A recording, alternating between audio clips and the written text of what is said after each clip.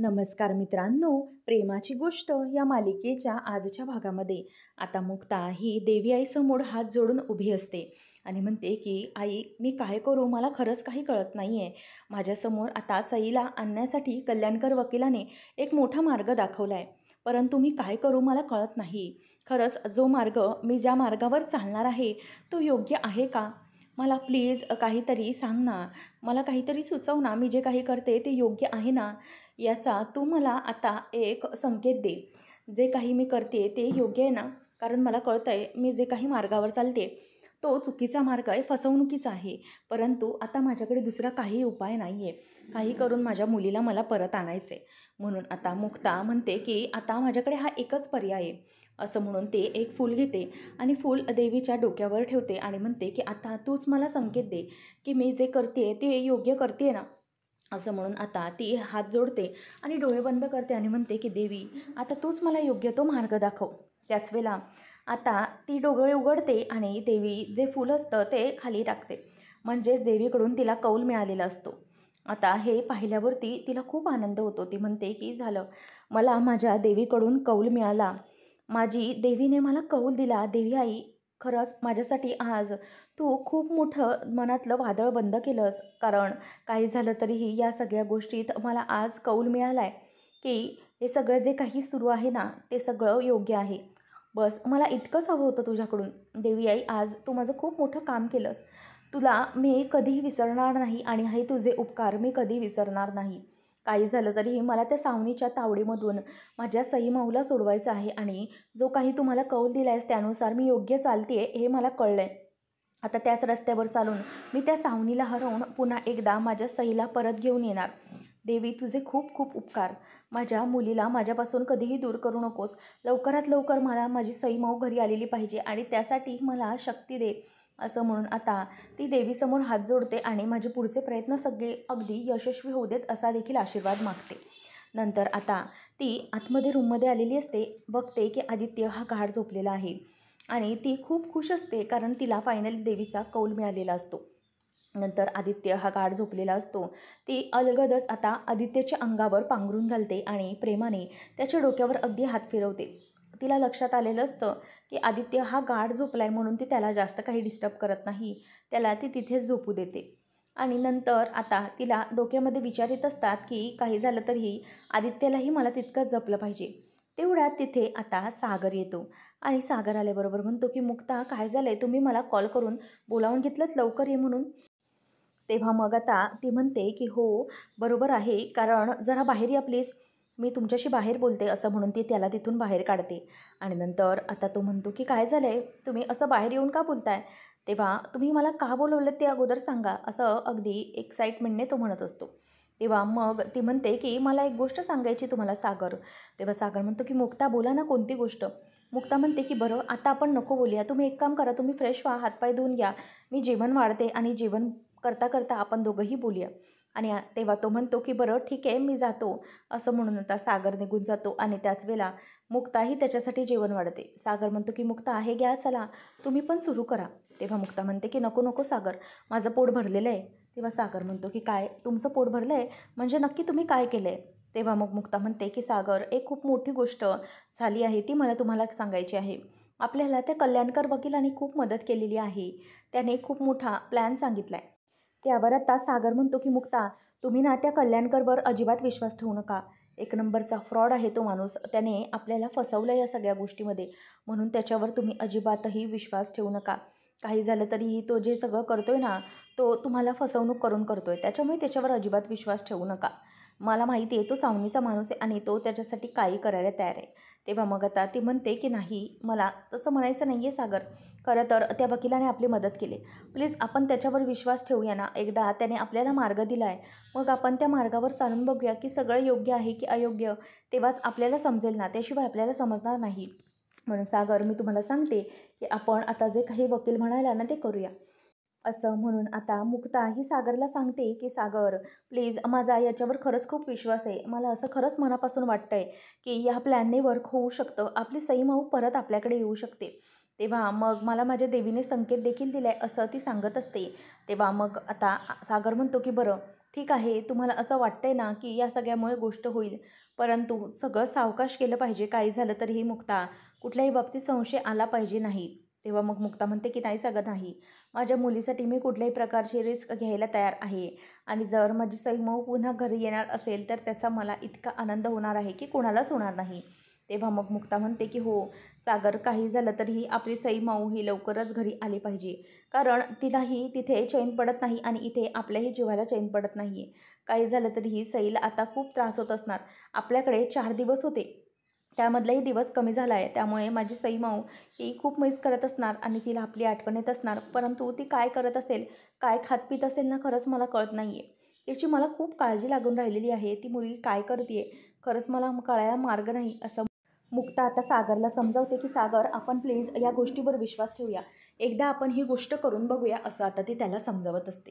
आणि सागर म्हणतो, की "बरं ठीक आहे. मुक्ता, तुम्हाला जर वाटतंय ना, की हा प्लॅन वर्क होऊ शकतो आणि ह्याने आपण सईला परत आणू शकतो, तर आपण नक्कीच हा प्लॅन करूया." असं आता सागर तिलाही पाठिंबा देतो आणि त्यानेही आता मुक्ताला खूप बरं वाटतं. त्यानंतर आपल्याला पाहायला मिळतं, की इकडे सई तिला भूक लागलेली असते आणि म्हणूनच सावनी तिला सँडविच मागवते. आणि मग आता सावनी म्हणते, की "अगं, अजून तू हे खाल्लेलं नाहीस, खा चल लवकर लवकर." तेव्हा मग सई म्हणते, की "नको, मला हे सँडविच वगैरे नको आहे. मला नाही आवडत हे सगळं. मला ना आता पोहे खायचे आहेत, मला हे सँडविच वगैरे नको." असं ती सरळ म्हणते. त्यावेळेला मग सावनी चिडते आणि म्हणते, की "अगं, तू मुलगी आहेस की कोण आहेस? अगं, इथे पोहे नाही मिळणार. तिथे काही आपलं घर आहे का आपल्याला हवं तसं मिळायला? चल, लवकर लवकर खाऊन घे, नाहीतर बघ तुला ना मी फटकाच देईन सई." असं म्हणून सईला बिचारीला ती धमकवत असते. सई आता खूप घाबरलेली असते, कारण सावनी तिच्यावर हात उचलण्याचा प्रयत्न करते. आता सई माऊ ही जोरजोरात भुकाळपासून रडू लागते आणि म्हणते, की "नाही, मला इथे राहायचंच नाही आहे. मी तुला सांगितलंय ना, मी तुला आवडत नाही, तर तू मला इथे का ठेवून घेतलंयस? मला माझ्या घरी परत पाठव. मला माझ्या मुक्ताईकडे जायचं आहे. मला इथे नाही राहायचं आहे." असं म्हणून सई पुन्हा आता रडायला लागते. त्यावेळेला सावनी म्हणते, की "अगं, तुझा आवाज आता बंद कर. आता पुन्हा त्या मुक्ताच्या नावाने रडायला सुरुवात केली आहेस का तू? तुला खायचं असेल तर खा. मला आत्ता लवकरात लवकर हे खाल्लेलं हवं आहे." असं म्हणून सावनी आता पुन्हा बाहेर येते आणि सईवर खूप ओरडते. त्याच वेळेला आता सावनी ही बाहेर येते आणि ती चेस खेळायला लागते आणि त्याच्याबरोबर ड्रिंक देखील करत असते आणि म्हणते, की "मुक्ता आणि सागर, काही केलं तरीही मी तुम्हाला आता मात्र जिंकू देणार नाही. कारण मी ऑलरेडी तुम्हाला चेकमेट केलेलं आहे. आदित्य नावाचं प्यादं मी तिथे तुम्हाला घरामध्ये देऊन सईला इथे आणलं आहे. आता मात्र तुम्हाला सई कधीही मिळणार नाही." असं ती अगदी खुश होऊन बोलत असते. तेवढ्यातच आता तिथे मुक्ता येते आणि मुक्ता म्हणते, की "1 मिनिट, मला जरा तुमच्याशी महत्त्वाचं बोलायचं आहे." तेव्हा मग ती म्हणते, की "येस, बोला." मग आता ती म्हणते, की "मॅम, मी ना इथून हॉस्पिटॅलिटी डिपार्टमेंटमधून आलेली आहे. मॅम, हा ना फीडबॅक फॉर्म आहे. त्याच्यामुळे प्लीज तुम्ही फीडबॅक भराल का आणि प्लीज आम्हाला सांगाल का, की तुम्हाला आमची सर्व्हिस कशी वाटली?" त्यावेळेला आता ती तो फॉर्म घेते आणि म्हणते, की "फीडबॅक का काय आहे ना, तो तुम्ही भरून घ्या. मी फक्त साईन करते." असं म्हणून ते पेपर्स घेते आणि इकडे सई जोरजोरात रडत असते, की "मुक्ताई, मुक्ताई प्लीज ये. मला हे सगळं नको आहे." असं म्हणून ती आता जोरजोरात रडत असते. आणि हे सगळं मुक्ताला ऐकू येतं आणि तिला हे ऐकून खूपच कळवळाट होत असतो. या सगळ्याचा तुला खूप राग येत असतो. तेवढ्यातच आता तिथे सागर हा सावनीला कॉल करतो आणि सावनीला म्हणत असतो, की "तुझं काय चाललंय? मी ना तुला असं सोडणार नाही आहे." तेव्हा मग सावनी म्हणते, की "अरे सागर, तुझं काय चाललंय काय? तू मला आत्ता का कॉल केला आहेस? मला तुझ्याशी बोलण्याची इच्छा नाही आहे, फोन ठेव." तेव्हा मग आता सागर म्हणायला लागतो, की "हे बघ, काही झालं ना तरीही या गोष्टी मी तुला कधीही उपभोगू देणार नाही. कारण मला एक गोष्ट कळली आहे, की तूच माझ्या मुलीला हे खोटेपणाने मिळवलंस आणि खोटेपणाचा अंत हा शेवटी वाईटच होतो. त्याच्यामुळे लक्षात ठेव, की या सगळ्याची देव तुझी परीक्षा घेणार आहे. काही झालं तरीही वाईटाचा शेवट हा वाईटच होणार आहे." त्यावेळेला मग आता इथे लगेच सावनी म्हणते, की "अरे सागर, तू काय डोक्यावर बिक्यावर पडला आहेस का रे? अरे, हे सगळं काय बोलतोयस तू? कुठलं तरी फिलॉसॉफिकल रील वगैरे बघून तू मला फोन केला आहेस का? आणि असं असेल ना तर प्लीज फोन ठेव. माझ्याशी बोलण्याचा काहीच प्रयत्न करू नकोस, कारण मला काहीच फरक पडत नाही." त्याच वेळेला मग आता इथे सावनी म्हणत असते, की "फोन ठेव. माझ्या डोक्यात जातोयस तू. मला वेळ नाही आहे तुझ्याशी बोलायला." तेव्हा मग सागर आता चिडत असतो आणि म्हणतो, की "हे बघ सावनी, तू हे जे काही करतेस ना, ते कोणाच्या जीवावर उड्या मारतेस ना, ते मला सगळं काही माहिती आहे. त्यामुळे उगीचच तू मला जास्त शहाणपणा शिकवायला जाऊ नकोस. तू माझ्या मुलीला घेतलंयस ना, परंतु जास्त काळ मी माझ्या मुलीला तुझ्याकडे ठेवणार नाही. कारण माझी मुलं ही माझी आहेत आणि तुला पैशांची हाव आहे आणि त्यामुळे तू पैशासाठीच हे सगळं करतेस मला माहीत आहे. असं सगळं आता सागर बोलून दाखवत असतो. त्याच वेळेला मात्र सावनीची खूप चिडचिड होत असते. सावनी म्हणते की हे बघ सागर, गप्प बस आणि मला खरंच तुझ्याशी बोलण्याचा अजिबातही मूड नाही आहे. तेव्हा सागर म्हणतो की मलाही तुझा घाणेरडा आवाज अजिबात ऐकायचा नाही आहे. परंतु मला या सगळ्याची खूप चीड आली आहे की तू मुद्दाम हे सगळं करते. तुझ्यामुळे माझी मुलगी आणि माझी बायको इतक्या मोठ्या संकटात आहे. काय करावं मला खरंच काही कळत नाही. परंतु आता मी तुला सोडणार नाही. माझ्या मुलीला जो काही त्रास होतोय ना, त्याचा बदला मी घेऊनच राहणार आहे, असं तू म्हणतो. त्यावेळेला मग सावनी म्हणते की अरे सागर तू फोन ठेव. त्याच वेळेला सागर चिडतो आणि म्हणतो की एक गोष्ट लक्षात ठेव, तू आणि तो हर्ष मिळून जे काही करताय ना, त्याच्यामुळे आता मी तुम्हा दोघांनाही सोडणार नाही आहे. तेव्हा मग ती म्हणते की तुला कसं कळलंय हा हर्ष? तेव्हा मग तो म्हणतो की कळायला कशाला हवंय, कॉमन सेन्सची गोष्ट आहे. तुला मदत कोण करते हे मला चांगलंच कळतंय. अगं तुला आताही लाज नाही, त्यालाही लाज नाही. इतक्या सगळ्या गोष्टी घडल्या, मागे ज्या गोष्टी घडल्या त्यानंतर एकमेकांचीही मदत न घेणारे तुम्ही आता एकमेकांची मदत करायला लागलात. पुराणा मित्र, पुराणा यार हा तुला मदत करतोय हे मला चांगलंच कळलेलं आहे. कारण तुझं सगळं हॉस्पिटलचं बिल, तुझं हे सगळं हॉटेलचं बिल, शिवाय तुझे जे काही नखरे आहेत ते पुरवण्यासाठी तुला पैसे तर लागणार आणि तो पैसा तो हर्षवर्धन पुरवतोय. त्यावेळेला आता इथे ती म्हणते की हे बघ, मला तुझ्याशी आता त्याचं काही घेणं देणं नाही आहे. मला तर त्या बाबतीत बोलायचंच नाही आहे. त्याच वेळेला आता इथे मुक्ता म्हणते की मॅम प्लीज मला सही द्या ना, मला दुसरीकडे कामावर जायचं आहे. त्याच वेळेला आता ती म्हणते की काय तुझं, थांब मी सही करते, कुठे करायची सांग. असं म्हणून आता मुक्ता ही तिच्याकडून सगळ्या पेपर्सवर सह्या घेते. आणि त्याच वेळेला इथे आता सई जोरजोरात ओरडत असते की मला नाही खायचं आहे हे सँडविच, मला नको आहे हे सँडविच, असं म्हणून ती ओरडत असताना मुक्ताच्या लक्षात आलेलं असतं की सई मग आतमध्ये बसलेली आहे. परंतु सागर आता तिच्यावर खूप चिडत असतो आणि सावनी ही म्हणते की चल तू फोन ठेव, मला तुझ्याशी अजिबातच बोलायचं नाही आहे. त्याच वेळेला आता इथे सईला काहीतरी लागतं, ती पडते. तेवढ्यातच सई असं म्हणून मुक्ता धावत धावत तिच्याजवळ जाते. परंतु सागर मात्र फोन ठेवायला तयार नसतो. सावनी म्हणते की तुला कसं माहिती हिचं नाव सई आहे? त्यावेळेला ती म्हणते की ॲक्च्युली मी मस्टरवर वाचलं होतं हिचं नाव. आणि नंतर मग पुन्हा एकदा सागर आणि सावनी भांडायला सुरुवात करतात. ती फोन कट करते तरी मुद्दाम सागर तिला कॉल करतच राहतो. कारण तिला त्याच्यापासून काहीतरी मुक्ताला करायचं असतं म्हणून तो ते सगळं चालू ठेवतो. तर इथे आता मुक्ता ही सावनीचं सागरचं बोलणं सुरू आहे तोपर्यंत सई माऊकडे येते आणि म्हणते की बेटा हे खाऊन घे. तिच्या पायाला ती रोलावून लावून देते आणि म्हणते की तुला बरं वाटेल, काळजी करू नको. तेव्हा मग आता मुक्ताचं ते रूप आता तिच्या लक्षात आलेलं असतं. पटकन सई बोलते की मुक्ताई, आणि मग आता मुक्ता तिच्या चेहऱ्यावरचा मास्क काढते आणि तिला प्रेमाने जवळ घेते आणि म्हणते की बरोबर ओळखलंस बेटा, मुक्ताई आली इथे. आता काळजी करण्याची तुला काहीच गरज नाही, ठीक आहे. आता मुक्ताई तुझी लवकरात लवकर तुला इकडून घेऊन जाणार आहे आणि हे जे सगळं झालं आहे ते अजिबात कोणालाही काही सांगायचं नाही, असं म्हणून ती आता पूर्ण खुश झालेली असते. कारण सई माऊला देखील ती मिळालेली असते आणि सईला आता मुक्ता ते असलेलं सँडविच भरवू लागते. कारण आपलं बाळ उपाशी आहे त्यामुळे ते तिला बघवत नसतं म्हणून ती म्हणते की हे घे बेटा, खाऊन घे. आणि मुक्ताच्या हातामधून ते चुपचाप ते सगळं खाऊन घ्यायला लागते. अरे इथे सावनी ही चिडत असते आणि सावनी जोरजोरात ओरडत असते की सागर हे बघ, मला ना तुझ्याशी बोलण्याची काहीच इच्छा नाही आहे. तेव्हा मग सागर म्हणतो की तू माझा ना हिगो हर्ट केला आहे, त्यामुळे मला तुझा तितकाच राग येतोय आणि त्याच्यासाठी मी तुला कधीही माफ करणार नाही, असं म्हणून आता हे सगळं तो मुद्दामच तिला बोलत असतो. आणि मुक्ता आणि सई मात्र दोघीजणही पुन्हा एकमेकींना भेटतात आणि मिठी मारतात. आता सई ही स्वतःच्या हाताने ते खायला लागते आणि मुक्ता तिच्या त्या ताटावरती स्माइलीचं चिन्ह काढतं केचपने. आणि मग ते आता झाल्यानंतर सावनी खूप वैतागलेली असते, तिचं डोकं दुखत असतं आणि ती आता पुन्हा ड्रिंक करायला सुरुवात करते आणि चेस खेळत असते. आणि मग त्यानंतर आता मुक्ता ही येते आणि म्हणते की मॅम तुम्ही थांबा 1 मिनिट. आणि त्यानंतर मग ती पुढची चाल खेळते आणि मुक्ताने आता सावनीला चेकमेट करून टाकलेलं असतं आणि मुक्ता चेकमेट मॅम असं म्हणून बाहेर आता निघून जाते. आणि ती बाहेर गेल्यानंतर आता इथे सावनीच्या लक्षात येते की हे काय आहे, इथे मला चेकमेट कसं काय केलं. आणि तिला खूप मोठा धक्का बसलेला असतो की हे सगळं काय झालं आहे आणि तिला या सगळ्याचा खूपच असा वाईट परिणाम जाणवलेला असतो. तेवढ्यातच आता सावनी म्हणते की माझ्याबरोबर आज होतंय काय, या सागरने मला हा कॉल लावला ना आणि सगळा माझा मूड खराब करून टाकला. हिने चेकमेट कसं केलं मला, असा विचार सावनीला आता पडलेला असतो. परंतु मुक्ता ही बाहेर जाते आणि बाहेर गेल्यानंतर ती सावनीकडे लांबूनच लक्ष ठेवून असते आणि स्वतःच्या चेहऱ्यावरचा ती आता मास्क काढते आणि म्हणते की सावनी, तू अशीच फसवणूक करून आमची सही घेतली होतीस ना आणि आम्हाला लुबाडलं होतंस ना, परंतु आत्ता नाही. आत्ता आम्ही तुझ्या बाबतीत असं घडू देणार नाही. आता जशी तू सही घेतली होती ना तशीच आम्ही देखील या फॉर्मवर सही घेतलेली आहे आता मात्र तुझं काही खरं नाही. असं सगळं आता इथे मुक्ता ही बाहेरून बोलत असते आणि म्हणते की सावनी, तुला माझ्या मुलीची काळजी ही घ्यावीच लागेल. आणि तू खूप घाणेरडा खेळ खेळली आहेस मला माहिती आहे आणि म्हणूनच मी तेच करणार आहे. माझ्या सईमाऊला मी आता लवकरात लवकर घेऊन जाणार आहे, जेणेकरून तू काहीच करू शकणार नाहीस. तर इथे सागर हा टेन्शनमध्ये असतो, कारण मुक्ताने ठरवलं आहे तशा प्रकारे झालं आहे की नाही याचं टेन्शन त्याला आलेलं असतं आणि सगळं जर व्यवस्थित झालं तरच काही नीट होऊ शकतं, असं सागर म्हणत असतो आणि म्हणतो की मुक्ता प्लीज मला कॉल करा आणि कळवा की काय आहे ते. लवकरात लवकर आपली सईमाऊ माझ्यापर्यंत आली पाहिजे, नाहीतर मी स्वतःला कधीही माफ करू शकणार नाही, असं तो बोलून दाखवत असतो. आणि इथे मुक्ताच्या फोनची तो वाट बघत असतो, मुक्ताचं काम झालं की नाही हे चेक करत असतो. तरी ते सावनी त्या बोर्डवरच बघत राहिलेली असते आणि म्हणते की काय झालं, हिने चेकमेट कसं काय केलं असेल मला, आणि तिला त्या गोष्टीचं आता टेन्शन येऊ लागतं.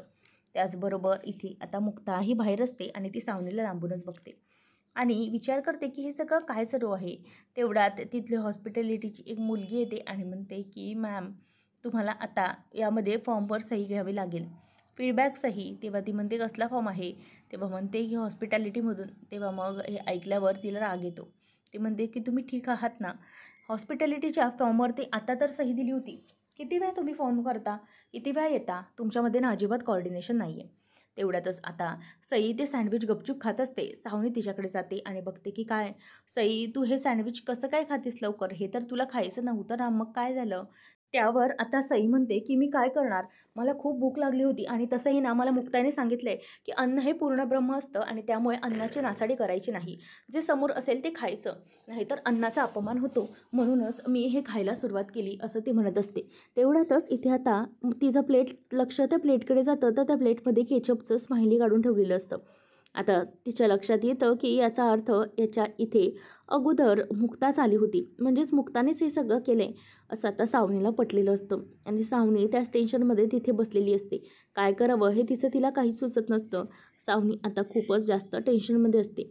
आणि त्यानंतर मग अशी मुक्ता येऊन गेली का, असा विचार तिच्या डोक्यामध्ये येतो. तर इथे हे सगळं कोणालाही माहीत नसतं. सईला माहिती असतं की मुक्ता आली आहे म्हणून, आणि त्यामुळे आता ह्या सगळ्या गोष्टी तिला टेन्शनमध्ये टाकतात. आता सावनीला राग येतो की मुक्ता माझ्या नाकाखाली टिचून घेऊन गेली, म्हणजे तिने काय केलं असेल नेमकं. जर आता ही हॉस्पिटॅलिटीची मुलगी आता आली तर तिने माझ्यावर कसल्या फॉर्मवर सह्या घेतल्या, तिने नेमकं काय केलं मला कळत नाही, असं आता इथे सावनी म्हणायला लागते. आणि तिच्या डोक्यामध्ये आता विचार येऊ लागतात की नेमकं काय घडलं असेल, जेणेकरून त्यांनी हे सगळं घडवून आणलं आहे. मला खरंच कळायला मार्ग नाही, असं ती आता म्हणत असते. त्यानंतर आता तिला कळतं की मी चुकले, म्हणून ती कल्याणकर वकिलाला कॉल लावते आणि त्याला कॉल लावून म्हणते की एक प्रॉब्लेम झालेला आहे. तेव्हा मग तो म्हणतो की बोला काय झालं आहे. मग ती सांगते की आता इथे मुक्ता आली होती आणि तिने ना माझ्याकडून कुठल्या तरी फॉर्मवर फसवून सही घेतली. तेव्हा कल्याणकर वकील म्हणतो की म्हणजे तुम्ही जसं केलं होतं तसंच त्यांनी केलं आहे का, तुम्ही जशा सह्या फसवून घेतल्या होत्या तशाच त्यांनी घेतल्यात का, असं आता तो विचारतो. आणि असं जेव्हा तो विचारतो तेव्हा मात्र तिला त्याच्यावर संशय येतो, कारण तो असं उलट पहिल्यांदाच बोललेला असतो, यामध्ये त्याने तिला काहीही सपोर्ट केलेलं नसतं. आता मात्र सावनी ही पुरती अडकलेली असते, कारण तिला कोणीच मदत करायला तयार नसतं, कारण कल्याणकर वकील हा देखील आता तिच्या हातातून निघून गेलेला असतो, हे तिच्या लक्षात आलेलं असतं आणि म्हणून ती पूर्णपणे घाबरलेली असते.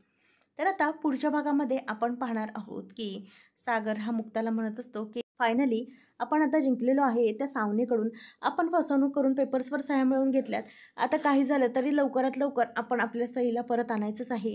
सागर म्हणतो की मुक्ता, तुम्ही खरंच जिंकलेले आहात, काही झालं तरी तुम्ही तुमचा प्लॅन वर्क करून शेवटी दाखवलाच. आता